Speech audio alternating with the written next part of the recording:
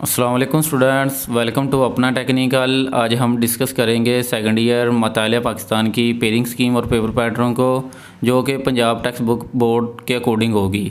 तो चलिए चलते हैं हम अपने मेन टास्क की तरफ। तो सबसे पहले हम डिस्कस करेंगे पेपर पैटर्न को।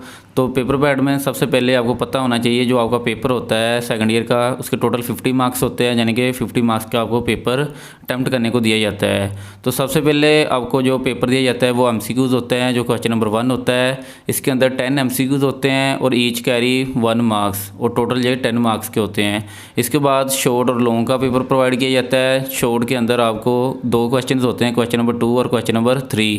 तो क्वेश्चन नंबर 2 जो होता है वो पहला शॉर्ट क्वेश्चन का पार्ट्स होता है, जिसके अंदर 9 शॉर्ट होते हैं। आपने कोई भी 6 अटैम्प्ट करने होते हैं, जिसके मार्क्स टोटल 12 होते हैं, यानी कि हर शॉर्ट के मार्क्स 2 होते हैं। 2 को 6 के मल्टीप्लाई करें तो 12 होते हैं। इसके बाद क्वेश्चन नंबर 3 होता है, उसमें भी 9 शॉर्ट होते हैं और आपने कोई भी 6 अटैम्प्ट करने होते हैं, और ये भी टोटल 12 मार्क्स का होता है। इसके बाद आपके पास लॉन्ग क्वेश्चन होते हैं। लॉन्ग क्वेश्चन के अंदर 3 लॉन्ग होते हैं, क्वेश्चन नंबर 4, 5 और 6। तो आपने 3 में से कोई भी 2 अटैम्प्ट करने होते हैं, और हर लॉन्ग के 8 मार्क्स होते हैं। तो इसी तरह ये टोटल 16 मार्क्स के होते हैं। तो टोटल पेपर पैटर्न 50 मार्क्स का होता है आपका। तो इसके बाद हम डिस्कस करेंगे पेयरिंग स्कीम की, कि किस चैप्टर में से कितने पेयर बन के आना है। तो सबसे पहले चैप्टर नंबर 1 में से आपको MCQs डिस्कस करेंगे, जिसमें 10 MCQs होंगे। तो चैप्टर नंबर 1, 2, 3, 4 में से 2-2 MCQs आने हैं आपको। चैप्टर नंबर 5 और 6 में से आपको 1-1 MCQs आने हैं। तो ये टोटल 10 MCQs होंगे, जो 10 मार्क्स के आपने अटैम्प्ट करने होंगे।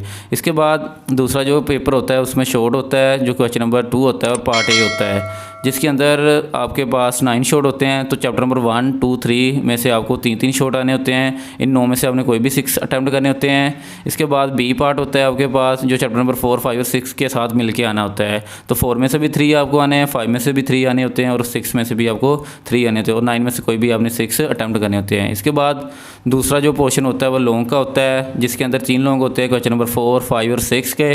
तो जो क्वेश्चन नंबर 4 होगा जहाँ, तो वो चैप्टर नंबर 1 में से आपको आएगा, जहाँ चैप्टर नंबर 2 में से, यानी कि 1 और 2 में से आपको एक लॉन्ग आएगा क्वेश्चन नंबर 4। वो 2 में से भी आ सकता है और 1 में से भी आ सकता है।